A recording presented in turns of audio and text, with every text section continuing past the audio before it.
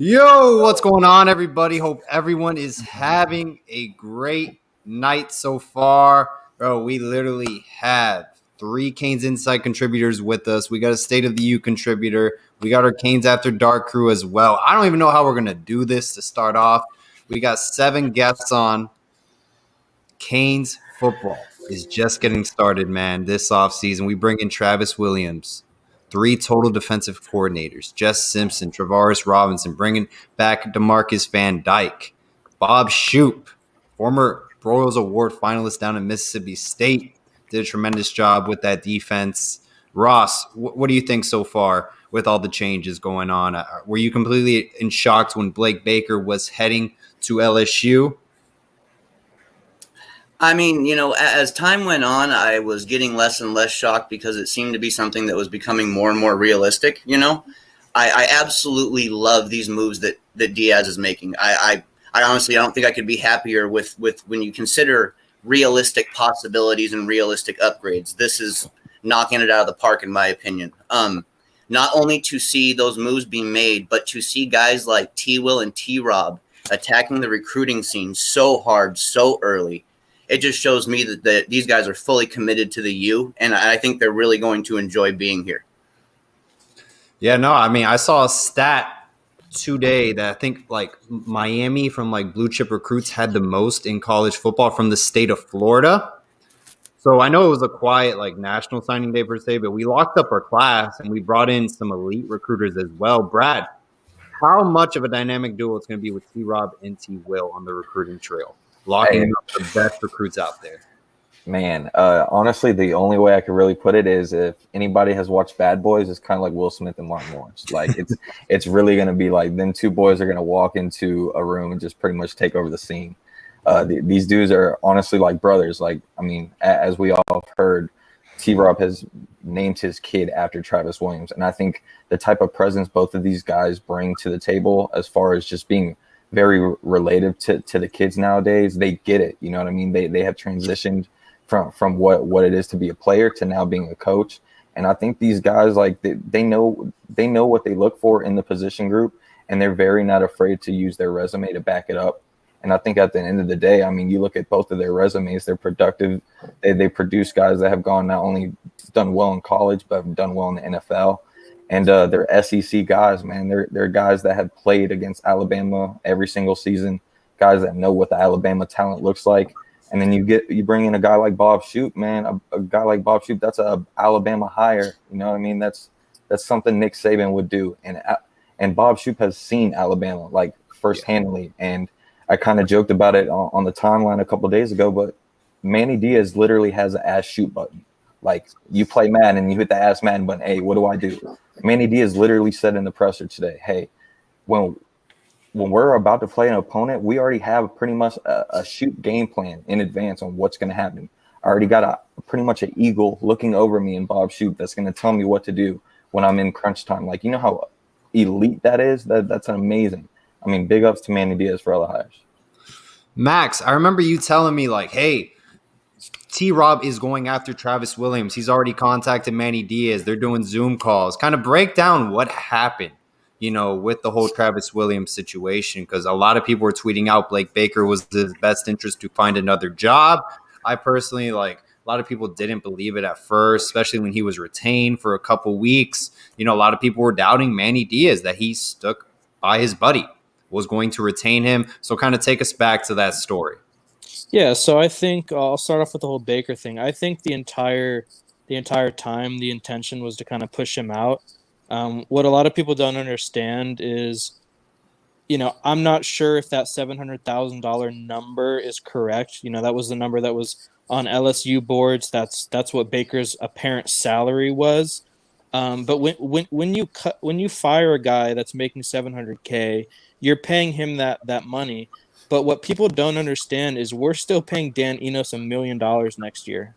So if we would have retained or fired Blake Baker, we would have had to pay $1.7 million in fired coaches this next season, which is not small, right? So the way that Manny handled it was he said, listen, I'm going to be the DC, And that move basically showed Blake Baker, like, hey, you need to look elsewhere because you're not doing anything here. If anything, you're just going to coach linebackers, and if you're going to do that, you might as well go to a different program. And so I think that kind of set up the whole situation.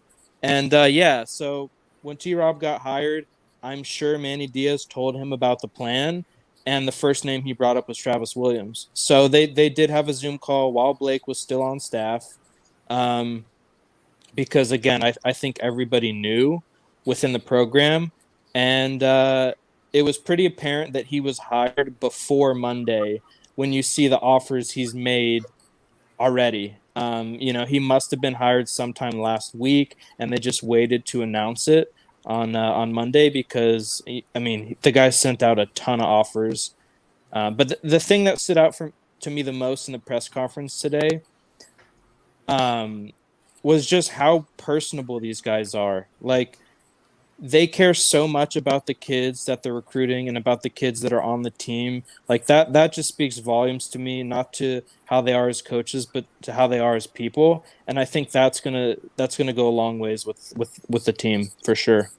No, I 100% agree. Zach, are you buying into these offseason changes once again? Because Manny Diaz, I mean, he's basically the king of the offseason. You literally count him out, and he just literally shocks the fan base every single offseason. Are you back on the Manny Diaz bandwagon? It's really hard not to go back on the bandwagon, but rule number one, you gotta produce. I gotta see something. We saw something with the offense. I'm optimistic. I'm optimistic we could see something with the defense. These are big time hires, like big time. We're gonna get some great recruits. These guys, like guys have said before, personable with the players, great coaches, great resumes. But the big thing is you gotta produce, and that's when I'll be convinced. No, 100% agree. It's not winning the offseason, it's Yeah. winning the regular season. And what can you do in the regular season? No, 100% agree. There's no offseason trophies. Kevin, why do you think Manny Diaz will get it done this year? See, we could talk all we want about the T. Rob hire and the Williams hire, and we can get all into the recruiting part of it. But if we want to talk about the results on the field, there's no better hire than Bob Shoop. There is no better hire on a list of hires that you could have than a defensive coordinator who's been a defensive coordinator, who's been a position coach, who's been a consistent coach since 1994, who's had head coaching experience. We're talking about a guy who's been through the ringer. We're talking about a guy who knows what it takes to win. And when you have a guy who knows what it takes to win, even if he's not on the field helping call plays, but he's there in the locker room, he's there in the meeting rooms, he's there telling you, what's going to work against this team, what's not going to work against this team. That's what it takes. That's all that's needed on the field to win. And, we can talk all we want about the T-Rob hire. We could go in depth about what he did at South Carolina or, why he went to Miami over Florida. That doesn't matter because on the field, it's going to be Bob Shoop that's going to help it out. That's going to be the biggest hire of the offseason. Because when you have a guy who knows what they're doing and you're bringing him in as an analyst where he doesn't have to coach any position in specific, he's only there to game plan. I mean, that's the best possible hire you can have. No, yeah, 100%. And when they hired Bob Shoop, I was ecstatic. Gets an analyst role. Look at his resume. He's worked under James Franklin at Tennessee and Penn State. He's done to literally do what he did at Mississippi State, to only allow 12 points per game in the SEC and 265 total yards of offense. Your defense is only allowing. Hey, that's a national title defense right there, in my opinion, or a top 10 defense easily. It's 365 Canes info. What do you got, man?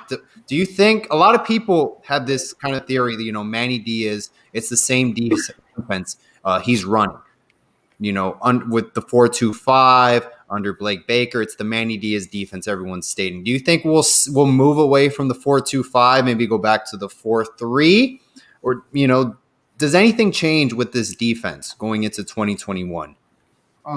First, it starts with, do we have defensive end production? I think that would, kind of tilt the hand a bit. I think preferably Diaz would like to keep the 4-2-5 just because the striker position has been well. And in 2018, for sure, with being number one in the nation, getting people off on third downs, any coach wouldn't want to mess that formula up. The big thing I would say, like I love Shoop, and what Manny said about him game planning a week ahead, that does make all the difference. So that's a great asset to have. I don't know how much he's getting paid, but we had to pay something. So respect to the administration for making that happen, Manny for making that happen. But Simpson at the D line coach, um, in 2018, the small things like when you're getting pass rush, holding on to your lineman, not letting him get up to the second level, allowing your linebackers to make plays. So I think the biggest change is going to be instead of the exotic zone blitz scheme that we kind of saw from Baker, we'll go from more, downhill playing at linebacker where we saw, in 2016 with the freshman Bermuda Triangle, it was either, you make the play at full speed or you miss full speed. So I think we go back to that. And, depending on the performance, he might have to alter it. That's why you brought in all these coaches who could tell you, okay, this isn't going well. Let's adjust our scheme so we could put him in position to be better. I think Baker failed in that. That's probably why, he's at LSU. Yeah, no, hey, listen, I think 2018 we averaged 10 tackles for loss per game.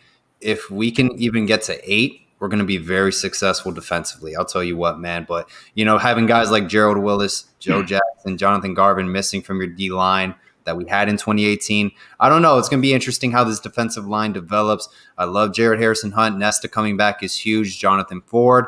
Plus, I'm very big on Javari Harvey and DeAndre Johnson. So, hey, I think Jess Simpson can develop those guys, and we may have a very, very disrupted D-line. Ross, what do you got for the entire group of gentlemen we have tonight? Any questions for them?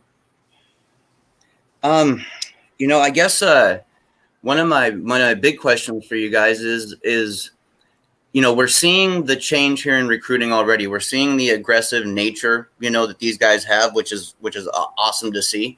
Do you guys feel that it's going to take a season of winning before we start to produce a little bit more of the elite recruits, or do you think these guys are going to slowly start kind of working their way in throughout this process?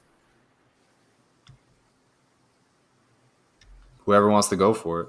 I mean, I'll start. I think it's as simple as you got to win to get recruits. I mean, when you're trying to face off against the Alabamas of the world and the Clemsons of the world and all these big type schools that have results on the field, you got to have something on the field. You can't be going 7-6 and expecting to get these 5-star recruits because Nick Saban's going to walk in there with his 18 million championship rings, put them down on the table and say, if you want to win and you want to go to the NFL as a first round draft pick, here's where you go.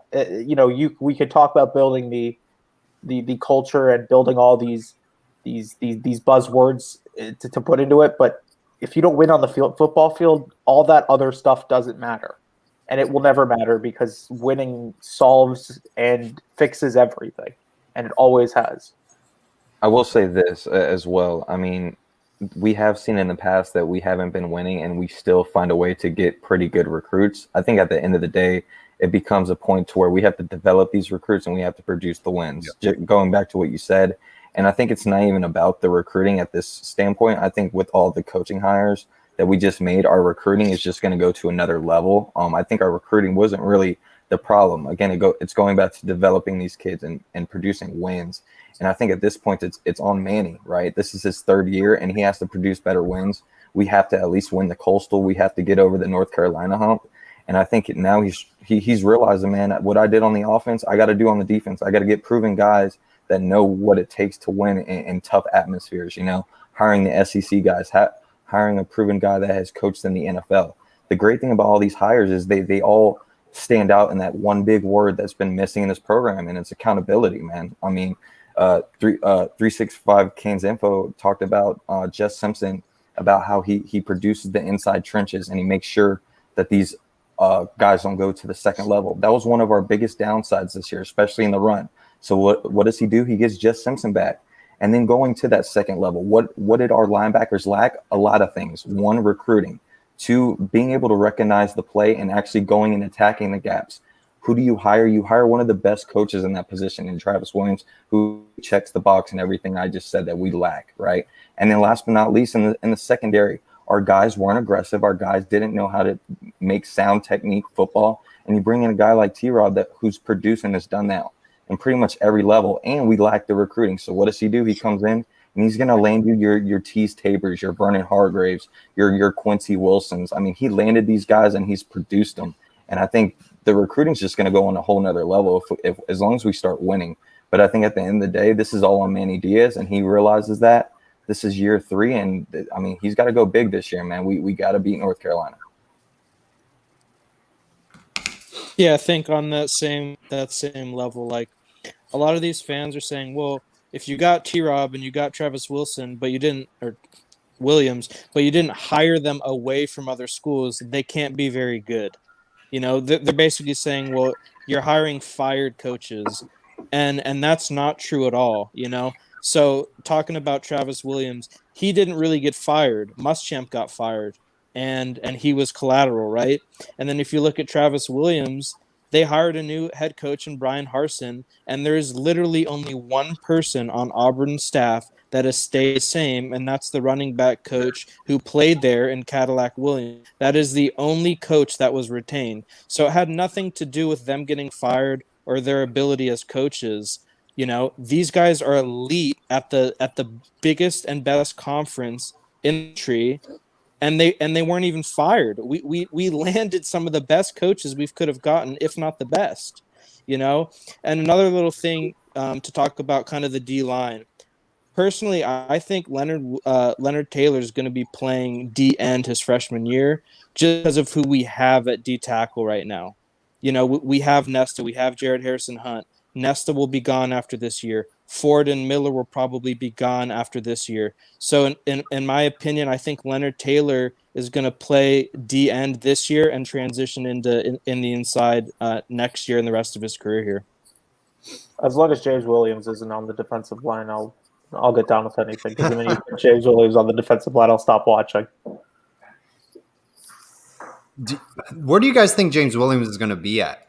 You know, on the defensive side of the football, you think they'll just put him at safety, striker? I mean, to counter that, Kevin, I've heard a lot of people say that eventually in his college career he will end up at defensive end just because of his measurements. But that's what people are just stating. I don't know. There is no reason for people in 2021 to look at measurements when there are 5'9" cornerbacks making in the NFL. I don't give a crap if he's 6'5" or if he's 5'4". The guy can play, and putting him at defensive end limits his talents. I mean, stop trying to place a square peg in a round hole or whatever the bad cliche is, but just play him all over the place. Play him at linebacker, play him at outside linebacker, play him at safety, play him at corner. Put him in the best position against every team, because no team's going to be the one set position there. And, you know, put him at striker even if you want to. I don't know. I mean, just don't put him at defensive end full time, because that's just going to limit the amount of ability that you can do with him. And that's not how you win football games. That's how you keep going 6-7-6. And you know, we'll be here 3 years from now talking about the same situation that we were talking about 2 years ago. I mean, there's no other thing around that. I don't think James Williams will ever play down at defensive end, bro. I don't think that there's a day that's happening. I think James Williams made a point during his recruitment that he wanted to be a safety here. He wants to live up to that legacy to be the next safety guy at the University of Miami. And I think he's so great that he's going to end up playing everywhere, right? But he wants to be listed as a safety. And I think what you heard with T-Rob in the presser today, that he looks at James Williams as a safety, and that they're going to get it done with him as a safety. And, I mean, with a guy that size, with the range he has, I mean, he has no limits. It's just a matter of filling out and being able to learn the defense. He's going to probably start on special teams, right? He's going to be one of those impactful special teams guys that ends up making his way up to the top like most Miami Hurricanes do, you know. A guy like a Travis Homer, a Jaquan Johnson, these guys all have started on special teams. Yeah, no, not a Jimmy Murphy. But further, I mean, Jay Williams ain't playing no DM, bro. Like, he's got to be playing safety, striker, linebacker. I mean, they're literally, I mean, like T-Rob and Travis Williams said in the presser, man, like the way they talk to these kids, it's not going to be about what position they're going to play. It's about to be like, hey, man, it's 3rd and 3. I need you in this spot right here, and I need you to stop this dude right here. And there's no saying no to that, man. Like, it's going to be hard to say no to these coaches, man. I think at the end of the day, like, we're excited about the season. We're excited about Bama. But at the end of the day, it starts on Green Tree, man. And I think this is going to be the most exciting Green Tree we have seen in a very long time. Like the competition is through the roof at literally every position. Like every spot's open. Like nobody has a spot right now. And here's the thing to note on Williams. The last thing here is, yeah, he may be 6'5", but he doesn't move like he's 6'5". He moves like he's 6'1", and he's as fluid as a 6'1" safety should be. So that 6'5" height is not a hindrance; it's an ability, and it's another chess piece that you should have. There's no other way around that. And putting him anywhere but safety is probably a crime against humanity and should be treated as such. But yeah, I mean, just don't play him at defensive end. If he plays defensive end, my timeline is going to be the worst thing ever. Yeah, man. No, he can't play DN. I've actually looked at or watched James Williams full games. I get why people want him to play DN off of measurements, but you limit his side of the field to like left end or right end when he could literally make plays from you sideline to sideline. And he has range. A lot of people don't understand that he has racked up a lot of interceptions by roaming that middle of the field. And, he could be in the middle and then get to the hash when the quarterback thinks he has a seam route just because it takes him 5 strides. And he has a very fluid back pedal. I was watching Heritage versus Northwestern this year, and number 3 slot receiver Speedy had an out and up, and I was like, ooh, and then I seen him transition and open up his hips and get back there, and I was like, okay. He could definitely play safety for sure. I mean, sometimes I get the argument. I would like him to play striker as well, just because he can affect the game more each play closer to the line of scrimmage. But don't sleep on him as a safety. Like he could have like that range to lock down that middle of the field and get over to the opposite sideline, which is really like what you need if you want a playmaker. And with like Avante Williams coming back, like 2 safeties with speed and range that can go sideline to sideline is like a dream scenario. And but like my thing is, why are we even trying to limit his position? If we're going to keep trying to compare him to Derwin James and Isaiah Simmons and all these other quote unquote hybrid players who play safety or linebacker or whatever you want to say their position is, let's actually treat him as such, because there's going to be no situation. If we line up in base, sure, he plays linebacker, but if we line up in nickel, if we line up in dime or any of these other packages, put him at safety. Let him roam that middle of the field and let him do what he does best, which is just making plays. I mean, he is quite literally one of the best safeties I have watched play football in high school.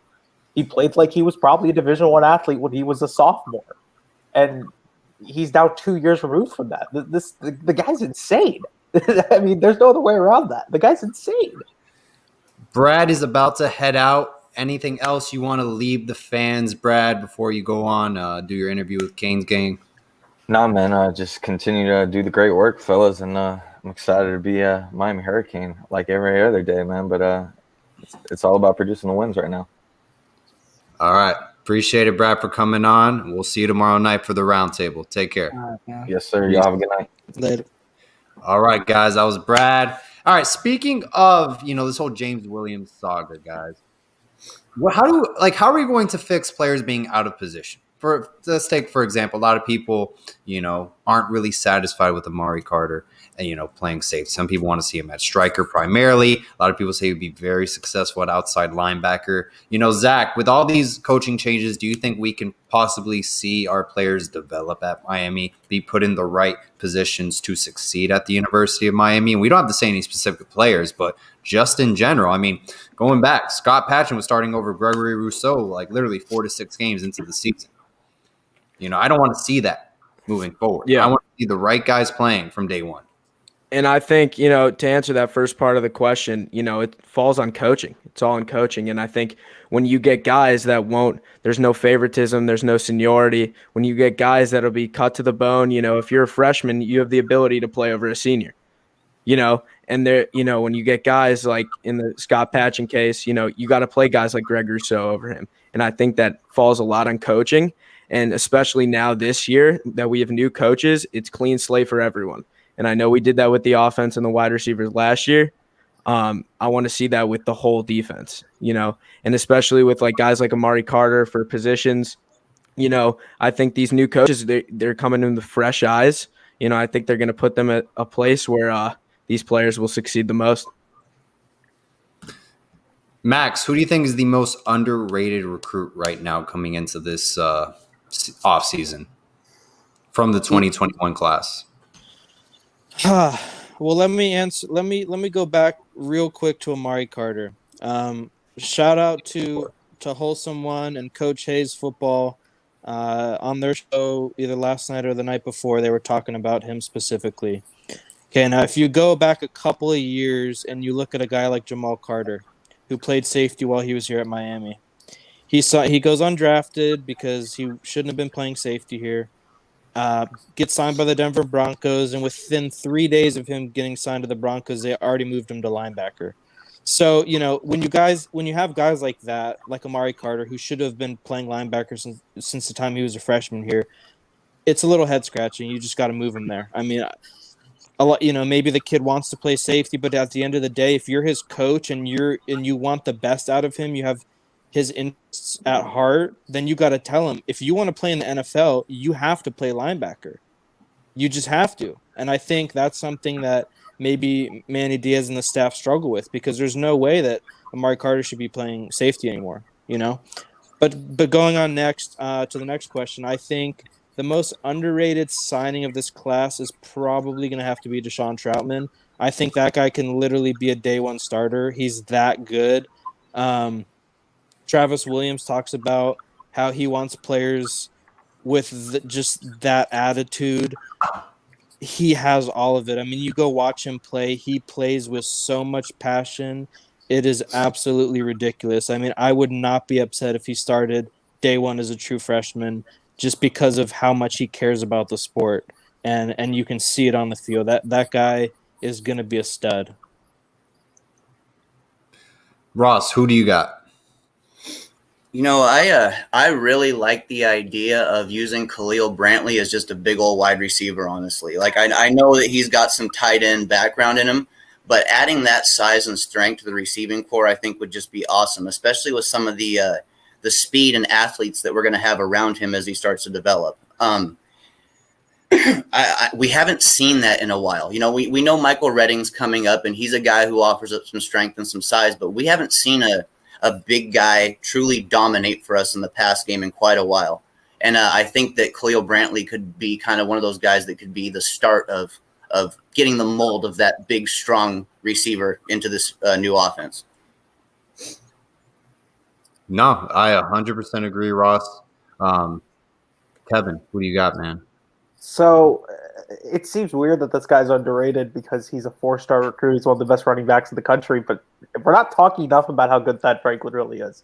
We just really are not talking about how good he is as a football player. I have watched Thad Franklin for the last 3 years now, and I've watched him in state championship games. I've watched him in high school games against good competition. I've watched him in high school games against bad competition. And all he does is put on his best Greg Jennings impression and put the team on his back and run for 350 yards and break 18 tackles on the way to the end zone. I mean, he is as close as you can get to a day one starter at running back. And, I know that as good as Don Chaney is and Jalen Knighton is, I think Thad Franklin's probably better. And I think he's way more talented. And I think that, he's going to start by week 6 of the regular season. I think he's going to start because I've watched him play and he just makes plays every single time. And those kind of guys get on the football field. The playmakers get on the football field. That's all it is. Interesting. Thad Franklin starting by week 6, you said? I'm just throwing numbers out there now. Right, I don't know. of course. You eventually he'll take over the majority of stuff. I fully believe eventually he'll be the starter because he played in a really good high school football program in Chaminade, who's been in the state championship game like 3 years in a row up until this season. But he was the best player on that team, and he was playing with multiple Division I athletes. So he is as good as they come at running back. He just really is. Is he faster than Don Chaney or Cam Harris, you think? I don't think he's faster. I think he's got plenty of NFL or functional college football speed. And look, we can get all into the straight line speed, the 40-yard speed, and how fast are you? But if you don't have the functional speed, if you don't have the functional strength to play the running back position, none of that speed thing matters. I mean, you could be the fastest guy in the football field. Tavon Austin's the fastest guy in the football field. He doesn't have any of the other talents to actually be a football player at the NFL level. That's why he's a kick returner. Thad Franklin's got that power. He's got that size. He's got that elusiveness. He's got the enough speed, and he's got enough of everything to be an NFL running back. And that's the most important thing. is that he has the size, the speed, the strength, the power, the vision to be an NFL running back. There's no other way around that. Interesting. Okay. I'm going to hold you to that, Kevin. As a true freshman, Thad Franklin's going to be taking – I'll stand by majority of snaps by week 6, halfway through the season. He's definitely going to get redshirted now, isn't it? We have 3 other running backs that are very good. I think Cam Harris is going to have a nice final season. I think our O-line is going to be better. It's going to open up a lot more holes. And I think Don Chaney is going to explode this next season. And I'm really big on Jalen Knighton. I know it was an up and down season for him, but I'm really big with Jalen Knighton next year. Knighton is the exact perfect complement to what you should have with a guy like Thad Franklin. The speed, the elusiveness, the receiving work. You pair him with Thad Franklin and Cam Harris and John Chaney, all these guys. You're going to have a running back room where you can roll 4 guys deep every single play. I mean. And that's the most important thing. Is I could say he could be the starter by week 6, but if he's not, that means the other guys are performing. 365 Canes. I've heard the chat. No one's mentioned Chase Smith. I mean, he's 6'3", 6'4". He can play wide receiver. You can put him at striker, outside linebacker. I mean, this guy can do it all. Yeah. We only had one guy that we could name. I know, right? I mean, I was smiling when I seen everybody saying Chase Smith in the chat because he might not be needed immediately because of Frierson and Smith, and I believe, potentially Carter. So he might not have the biggest impact as a freshman, but I kind of low-key envision James Williams and Chase Smith being on the field at the same time. And that's kind of like open up, like you don't sacrifice physicality, because even when he played receiver, he jumped, he played physical, he blocked, he ran through linebackers. When the ball was in the air, he did not shy away from contact. So just playing with that type of physicality. So he's going to put on some weight. He's athletic already. So if you have James Williams either at safety or striker, whichever one, they're on the side, on the field together, you could, there's probably like a high probability that if somebody tries to get outside, like that's dead. So like that's something that I'm really happy about. But who I would have chosen really is Malik Curtis at corner for my sleeper. It's just there's so much tape of him running down a supposed to be touchdown. It's just he literally erases people's stats by chasing them down. So like there was plenty of times this year where I saw our current cornerbacks running after somebody that could not get there. Whenever he does see the field, those are the type of plays that he's gonna make. And then we need speed and ball skills. So now with DVD, who was a long, fast corner, I think that's somebody he can connect with well. Since Rumpf was a bigger corner, he taught those tactics. Like I think DVD, maybe help him as a small, a skinnier corner, with elite speed. That's something I think he could bring out of him. Well, 365. Let's not forget that the reason why cornerbacks weren't ever chasing anyone down is because they were social distancing away from the wide receivers, and they were probably 8 feet away from the wide receivers on pretty much every play. There's a reason they were chasing nobody down. It's not because they were slow or anything. It's because they were nowhere to be found. Hey, speaking of wide receivers, don't we have like 12 on scholarship this season? I mean, someone's got to step up. I know Mike Harley, Charleston Rambo, but like we got 10 other guys after that. Like who is going to be our number 3, our number 4? I mean, if someone doesn't come out of that group and step up, like a Romello Brinson, for example, I don't know. I have Jeremiah Payton. I hear his name more from our fan base than on the field. So I'm going to hold that with a grain of salt. Keyshawn Smith, he excites me, underclassmen. I mean, someone's got to step up from this group. Maybe is Marshall Few a sleeper? I don't know. I'll take.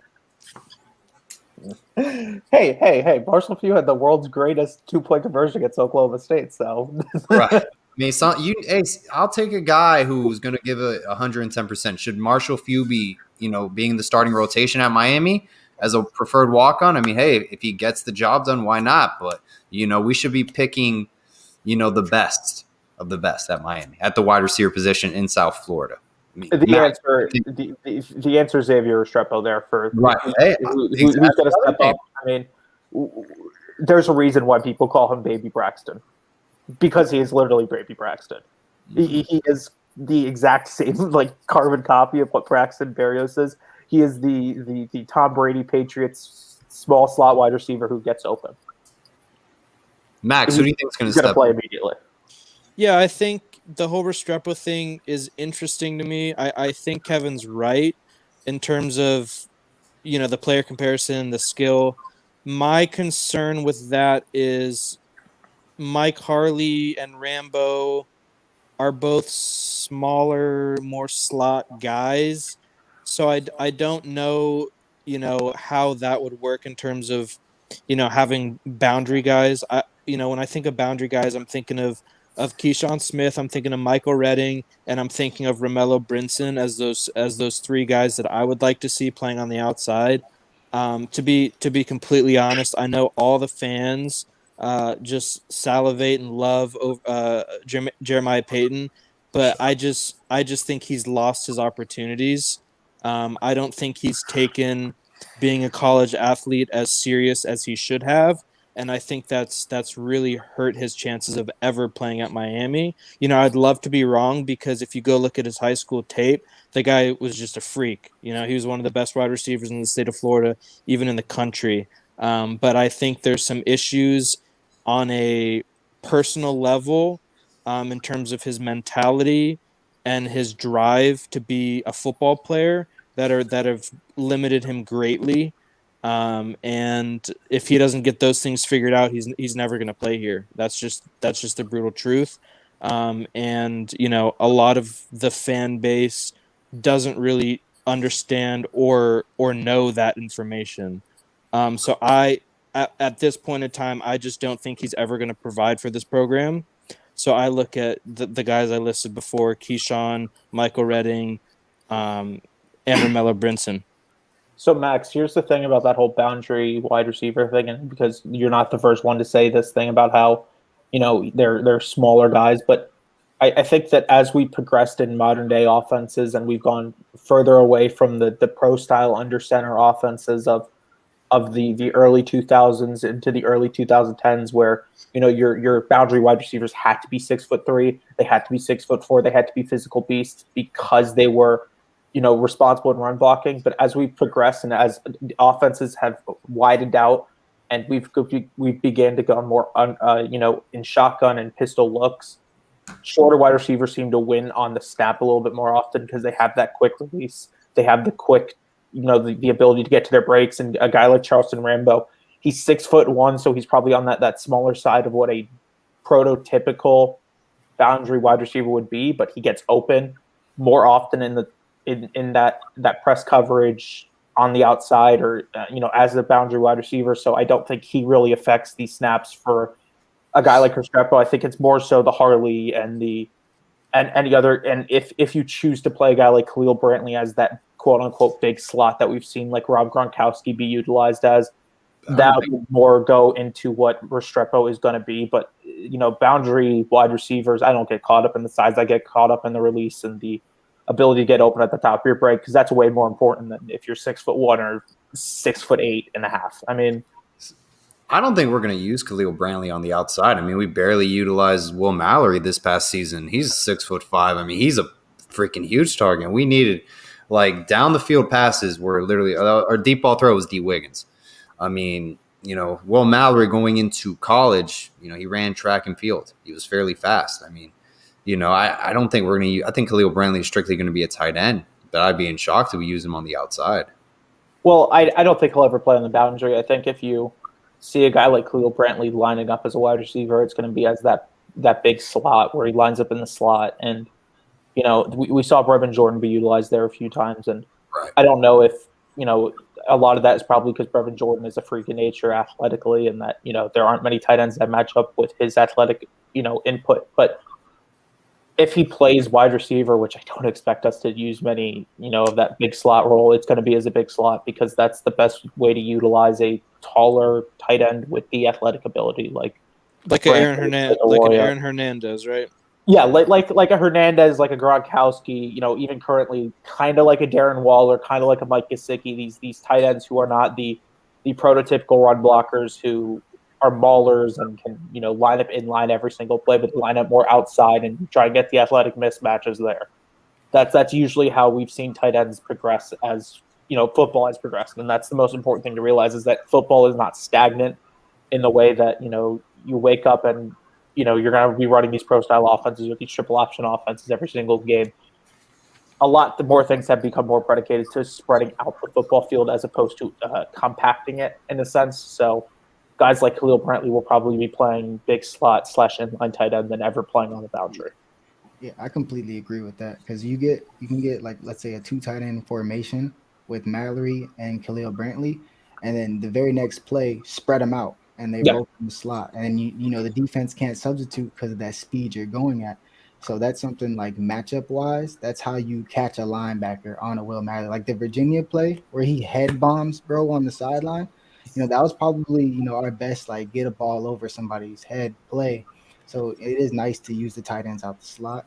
So I would definitely agree there. That would be where Brantley would play. I don't think he would go outside. Not saying he couldn't, but I think they would put him at the slot tight end like he should be. Ross, what do you got for us, man? Any questions that we haven't hit up on? Yeah, I got a question for you guys here. We haven't really hit up the offensive line yet, and I was kind of wondering if there's a certain young offensive lineman that you guys were excited about this next year that you feel can crack the starting lineup, or are there multiple that you're excited about? Zach, go for it. Yeah, I can start on this one. My guy, I've interviewed him a couple times, Isaiah Walker. I'm so excited about that guy. He's going to be a dog. Hopefully he gets playing time. Hopefully he's in that starting lineup. I think he can make a huge impact. And also this offensive line, it's becoming experience. It's not that young offensive line that we're used to seeing. They're older guys now, and I think it's going to be a really strong part of this offense, and it's going to be great to see. Yeah, I think left to right for me. Left tackle is going to be Zion Nelson. Left guard's probably going to be Navon Donaldson. You got Gaynor at center. I'd love to see Jalen Rivers at right guard, and it's going to be a battle for me between Jared Williams and Isaiah Walker for that right tackle spot. I think those are the two that probably have the best chance of winning that job. I think Ja'Kai Clark and DJ Scaife, unfortunately, I won't say probably, but in my opinion, won't crack the rotation in terms of starting 5. And I think that line that I just talked about is probably the best line that we could throw out there that we've had since maybe the 2017 season. 365 Canes, you think we're going to see a big improvement with this offensive line? I mean, we got better this year. We did see improvement. Zion Nelson did a complete 180, for example. I think we know what we're going to expect from Corey Gaynor now. Navon Donaldson, the times he did play, he did look good. I'll be honest. There were some nice flashes for a rehab season. What do you think about this next upcoming season? I know Scaife kind of Scaife's been up and down at Miami. Yeah, for sure, up and down. But we improved pass blocking wise, and then also King's mobility definitely helped that as well. But the next improvement has to be run blocking, and Max hit it on the head when he put Navon Donaldson, Gaynor, Rivers in the lineup, because old football coaches everywhere you go, it's a phrase, put some beef on that line. You want to move somebody who's 350 pounds, you better have somebody who's 350 pounds that can move, and get somebody 3 yards up the field, because what it does is we have these plays, we run that zone read, and your running back's supposed to pick a hole. But if all 5 of the linemen, are still at where the ball was snapped, there's not much to pick from. So we did improve, and our running backs do have the ability to hit these holes. But the next step forward definitely has to be, okay, who's the best talented 5? Doesn't matter what year they are. And, we're going to go through an actual full off season. And, it sucks with De'Aaron King not being there with the line, because, you need that experienced quarterback to, help a guy make checks, things like that. So that does suck. But with the full off season, I think the line should improve. And, we talked about earlier that 7-week program before spring, that's going to help. You want to move Bama week 1, you better act like it. Kevin, I feel like you had a theory about the battle of the trenches against Alabama, like something positive that's going to make me get really fired up for this game. You asked the wrong guy.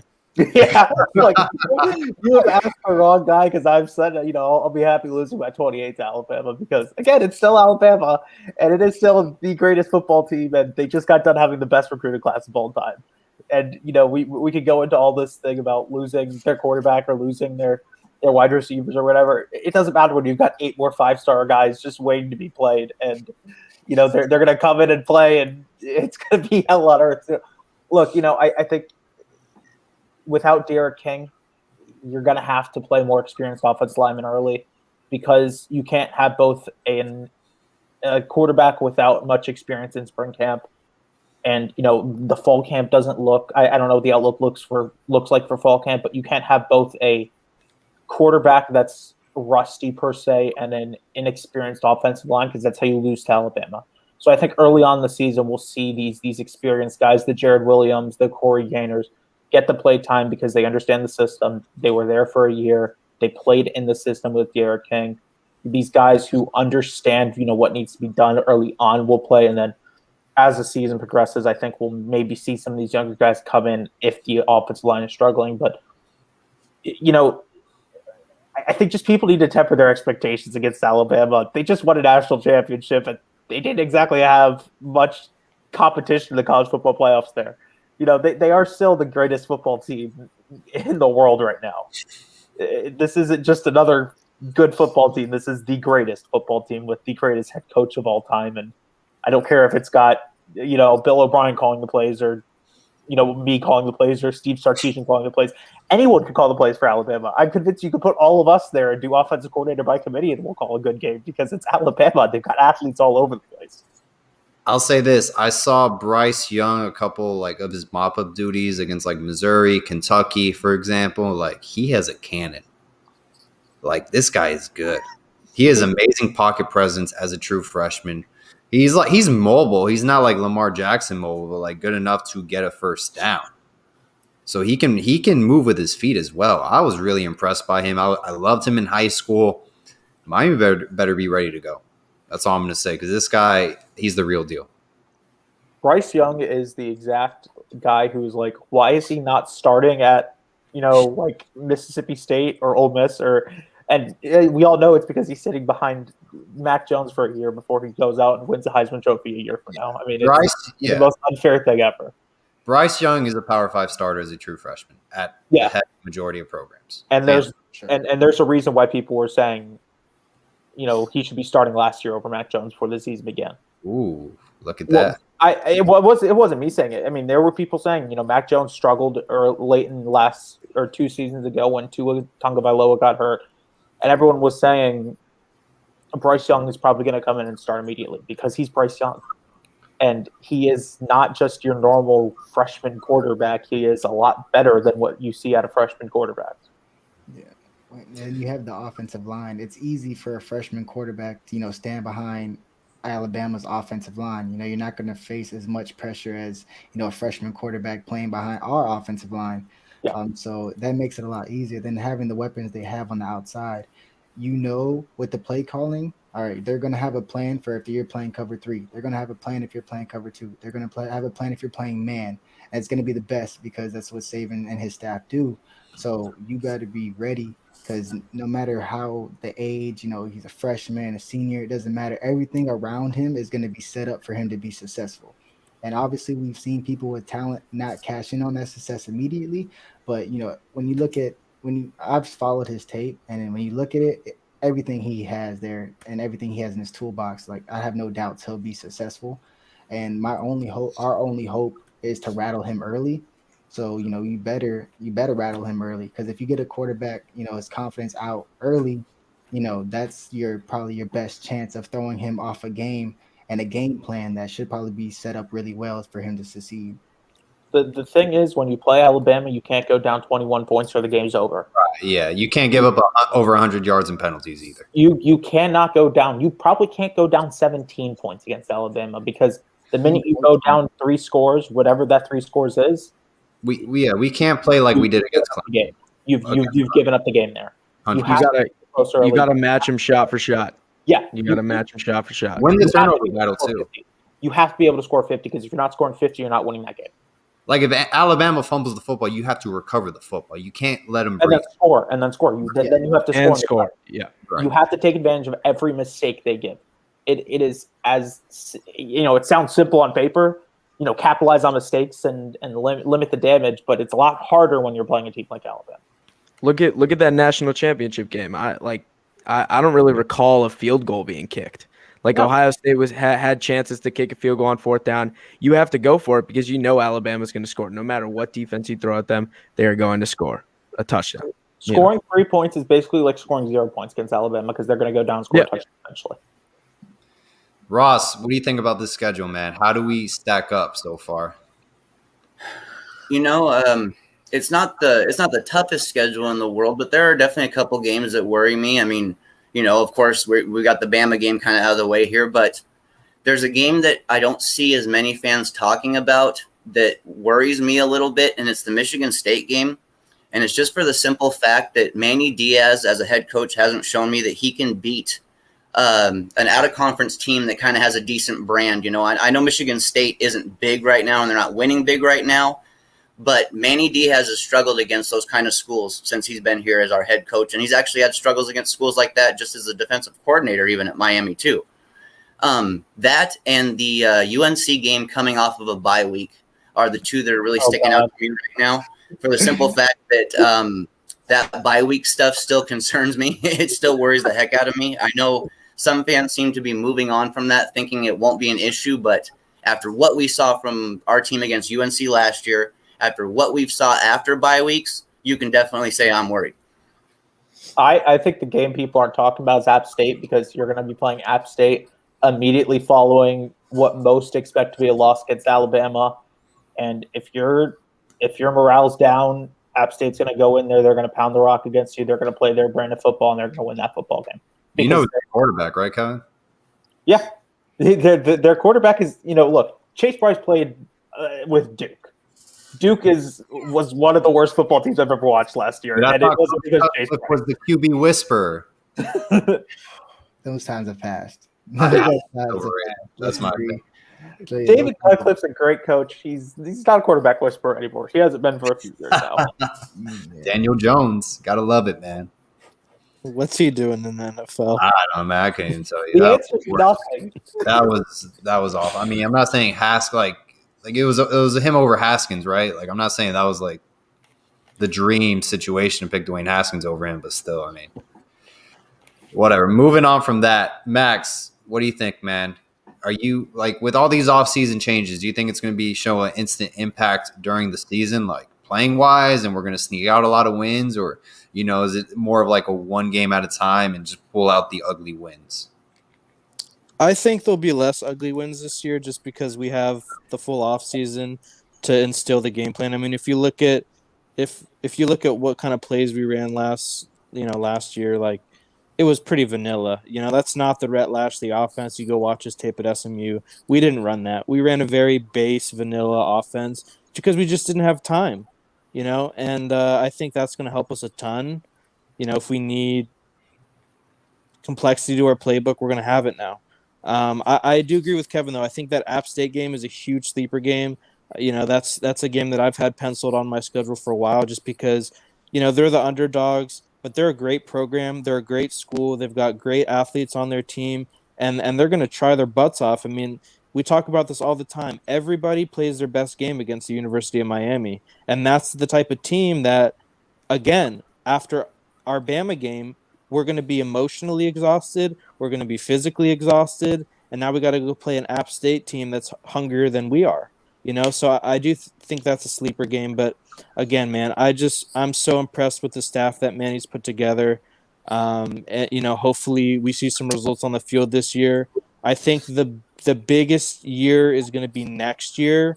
But we still need to have at least as good of a year this year as we did last year to get to that next year, and if we can't have that, then, there might be some pressure on Manny getting fired after this year if he has a worse year than we did last year. But I think if he has just as good of a year, that fourth year is going to be the make or break it for me. I think you can go into next year with the same record and everything, but the most important thing is you're going to have to see growth. You're going to have to see the team. You can't be having the 45-point loss where 2 running backs run all over you for 1,000 yards. If that happens again, then we need to have a serious conversation about where we are as a football program, because that shouldn't be happening with Miami against North Carolina. That should be happening with, Central Arkansas State Technological Institute or whatever. I don't know, some random FCS school against Alabama. That shouldn't be happening with a Miami against a team within their conference who most think are probably around the same talent level. If that happens again and you have another game like that, you're going to have a real big conversation about where we stand as a football program, because it's embarrassing to do that on your home field wearing new black jerseys that look cool. We're going to be like Oregon, except like they win more consistently. Basically. Yeah. And what I mean by that, I'm speaking just off of record. Obviously, the quality of the wins needs to improve, and the quality of losses needs to improve. But I'm just speaking just solely off of if we have the same record as we did last year, but we look a lot better, then we're talking. But if not, then I agree, Kevin. Like, there needs to be some conversations, being had for sure. Yeah, I mean, if you go 10-2 or whatever the season is, or 9-3, but you're winning the teams you're beating the teams you should beat, and you're losing close games to teams that are around your talent level. Anyone who gets mad at that has unrealistic expectations, because everything about building a football program, it's a slow grind. You don't wake up and you don't build Rome in a day. You don't build a football program in a day, especially when you only have 25 slots to get new players in, and you're going to have that slow grind. It's all about player development. It's all about understanding the mistakes that happened last year and trying to fix those mistakes. And I think at least early on, Manny Diaz has understood those mistakes. He's understood that the team is getting beat on the run game or getting beat with the linebackers and the cornerbacks. Went out and replaced a whole new defensive staff. The year before, he went out and replaced the whole offensive staff. He understands that there needs to be changes. The thing is, we could keep saying he learns from his mistakes and he wins the offseason. But ain't no one handing out national championships because you can get a couple transfers and hire a couple new coaches. That doesn't do anything. Zach, what do you think are realistic expectations for this upcoming season?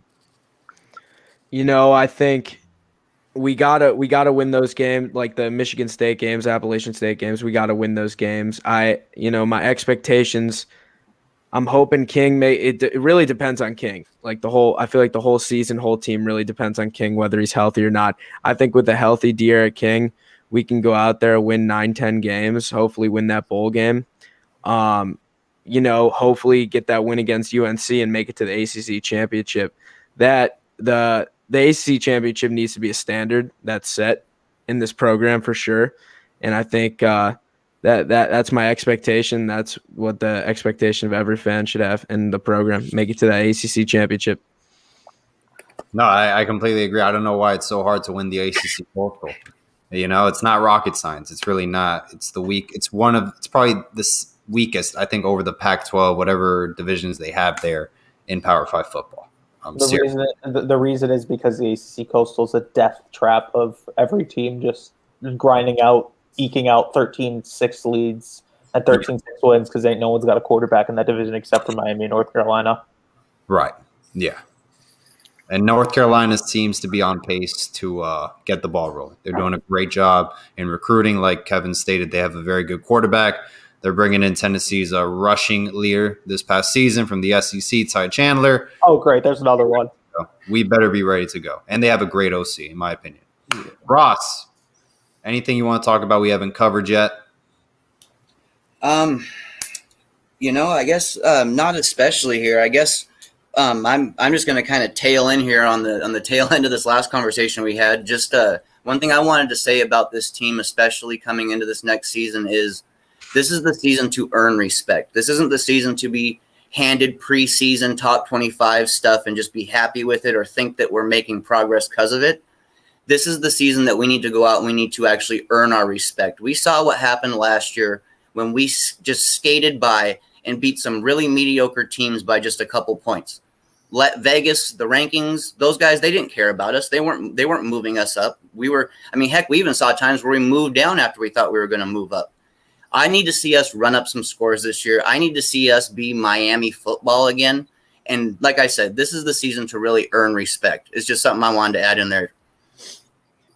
You will not get anywhere in college football if you sit there and you parade around the fact that you're a preseason top 25 team, or that you were ranked top 10 in week 6 of the regular season when you beat Duke.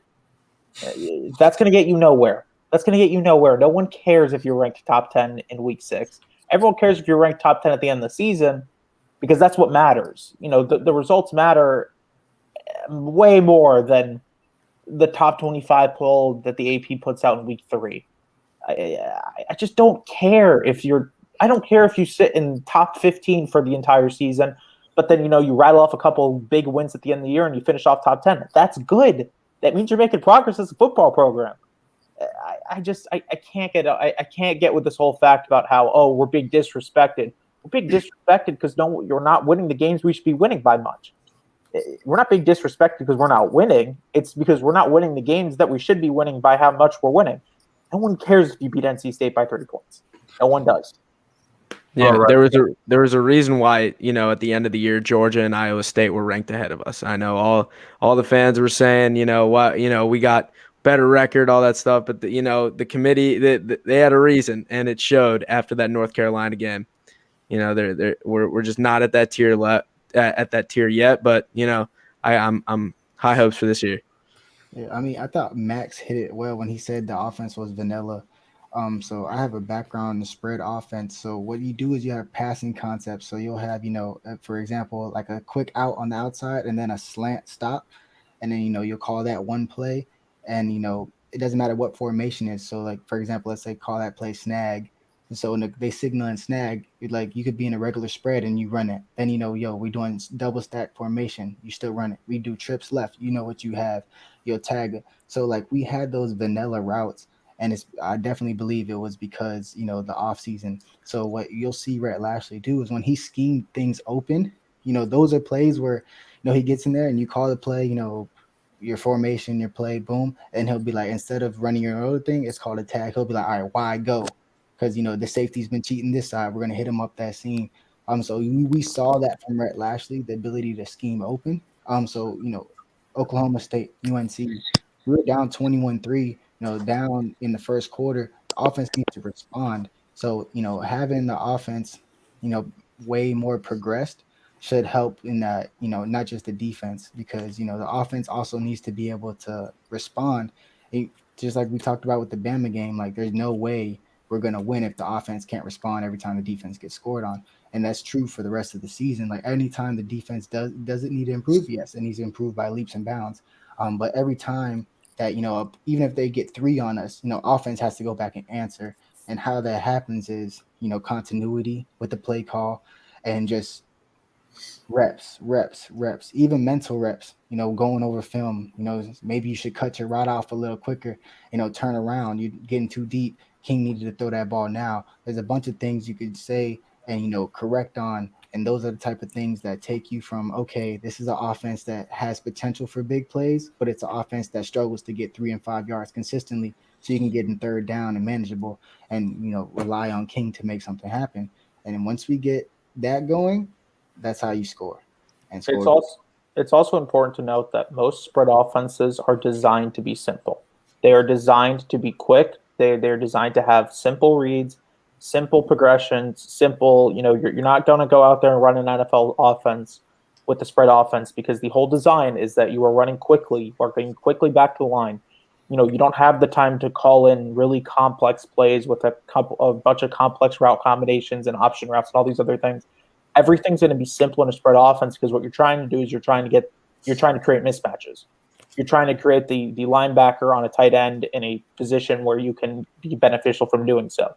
Or you're trying to get them caught up in a situation where instead of having 4 cornerbacks or 5 cornerbacks on the field, they've got 2 cornerbacks on the field. And you've got the third wide receiver against a linebacker. That's how you win in a spread offense. It's all about, building up to a point where you can get to where everything is it to an advantage for you, and that's what most college football offenses are. Obviously, is that you're trying to win numbers games. And look, football is complex, but it's also very simple in the fact that everything's a numbers game, and you're just trying to win the numbers. How you win the numbers is what makes it different from offensive scheme to offensive scheme. All right, guys. Before we do a quick Q&A, get into some rapid fire, if everyone, all the over 200 people watching us right now can hit the like button. And if you haven't subscribed to the channel yet, go ahead and subscribe. Greatly appreciate it. Greatly appreciate everyone that took the time to listen to this round table that we got going on right now. So let's get into it, guys. Who do you think will be in our starting linebackers this upcoming season? Ooh. Oh, wow. I'll go first since everybody went, but sheesh. I believe it's a make or break year for a lot of talent at linebacker for sure. I mean, we have a guy now that has a proven track record of developing. The scheme should be more linebacker friendly with more downhill, like we saw from Manny Diaz in his tenure. So it's either make or break for Avery Huff. I don't think he starts, but I would say as the starting linebackers, I would go Sam Brooks outside. I believe there are some things he can clean up, but he's only going to clean those things up with more snaps and coaching. I love the sideline ability. I think obviously he showed some flashes last year, but he also showed over pursuit when I watched him. So if he calms that down and channels his athletic ability, to the best of his ability, he'll definitely be able to start at middle. What's that? Flag versus Jennings. I love Jennings, to be honest. I think we asked him to play in space too much. He's really good. I think he should be kamikaze, 20 snaps with attack mode and flag starts at middle, just because of the consistency, and I believe he'll probably have that jump. And having a full spring with trying to find out who's going to be that alpha at at linebacker, you feel like the middle has to step up. So I'm hoping Flag takes that. And at striker, I think Frierson holds off Smith, even though I love Smith, but I just think his coverage ability isn't as good as Frierson, and that's the whole upside of the striker position. Yeah, I Beautifully agree. said. I think it's going to be Flag and Brooks. I do think schematically, if we are blitzing our linebackers more, I do think there is some value with Brandon Jennings or Bradley Jennings. Just because when he was doing that last year, he was very successful. I think when we asked him to cover more, that's kind of where you could see that that's not something that he was really good at. So I think schematically that's going to help him out. But I do agree. I think Flag's got to go win that job, or Deshaun Troutman's got to go win that job if we would be good at that position. So I think everything in terms of a starting linebacker is all based on packages and teams. I think, who's listed at the top of the depth chart doesn't matter as much as, who's playing in a certain scheme. I think if you're going to have a third down or a second down package where you're trying to send pressure from the linebackers, playing Jennings helps because he has the experience doing so. That's kind of his play style in a sense that, he's not the greatest in coverage, but he's a dog getting through the middle of that offensive line.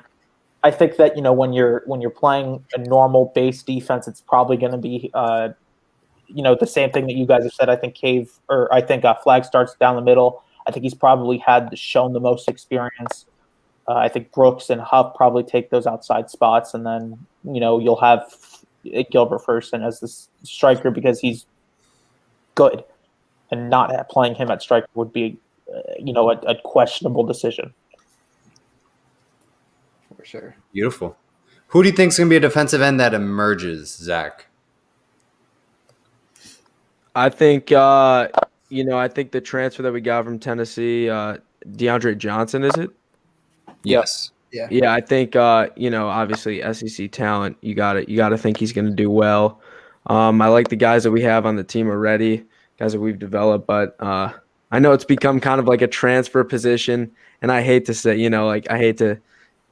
say that transfer is gonna do well, but hopefully we get good guys that come up that we can develop as well with Coach Simpson. But yeah, I think DeAndre is going to do well. I think 100% agree. I think Jabari Harvey is a day one talent.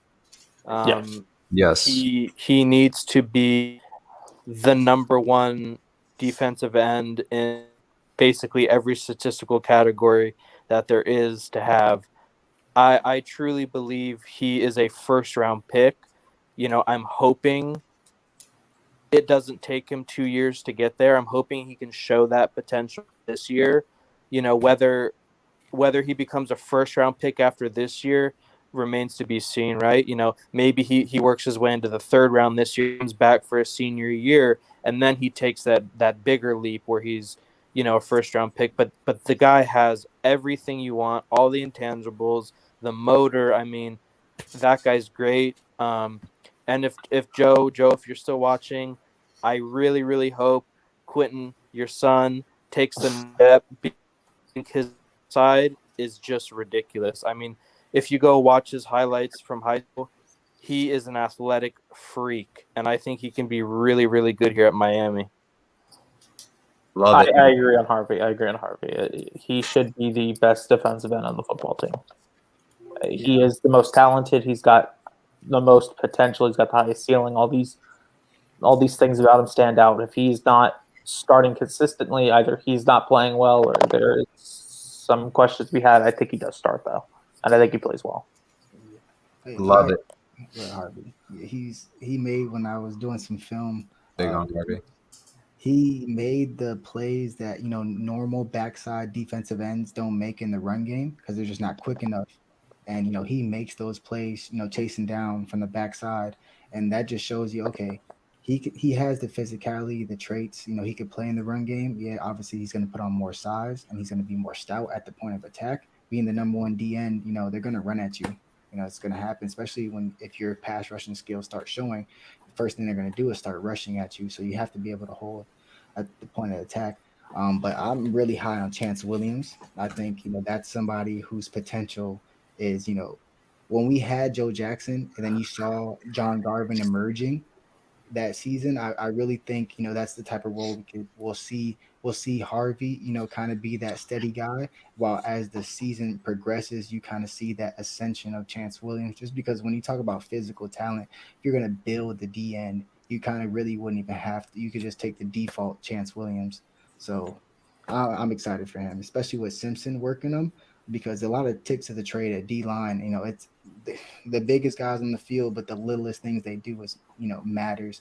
So like hand placement, things like that, where to attack a guy's leverage, things like people overlook that Jess Simpson does not overlook, and that's going to put our players in the best position to use their athletic talent, and that's exactly why we brought him back. And thank you, Jesus.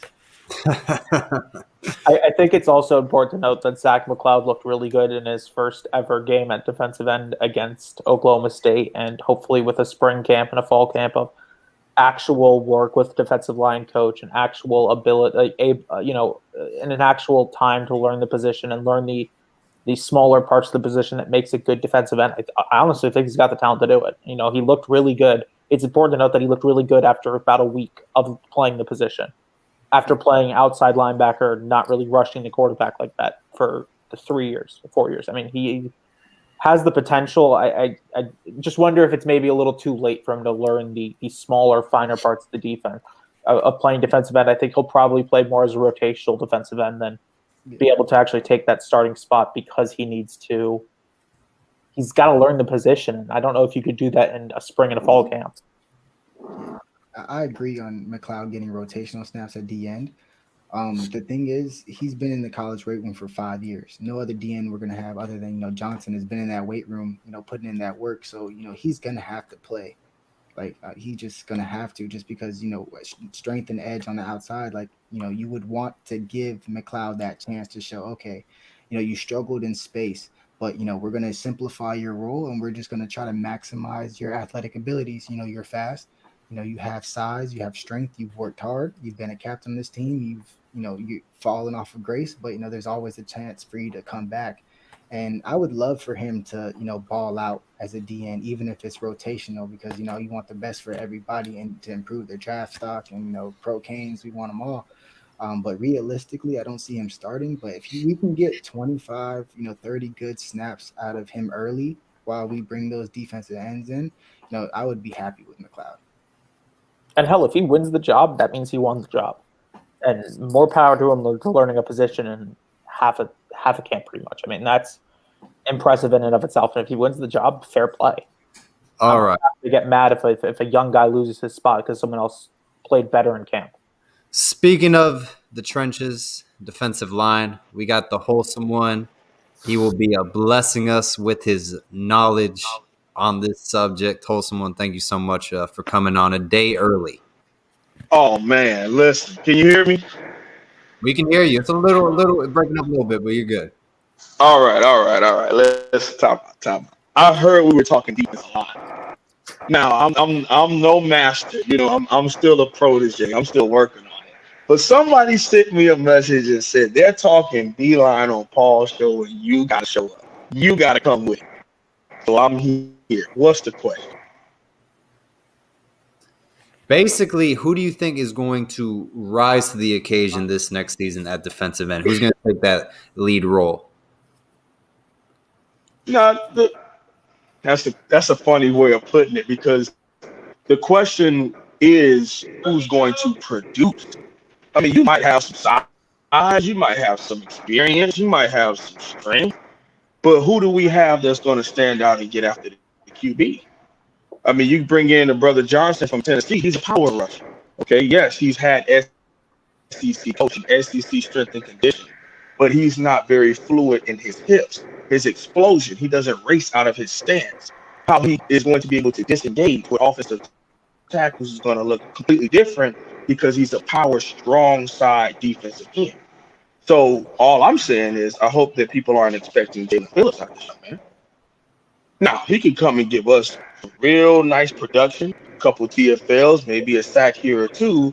But if you're expecting him to come out and drop 10.5 sacks, you're looking at the wrong depth chart.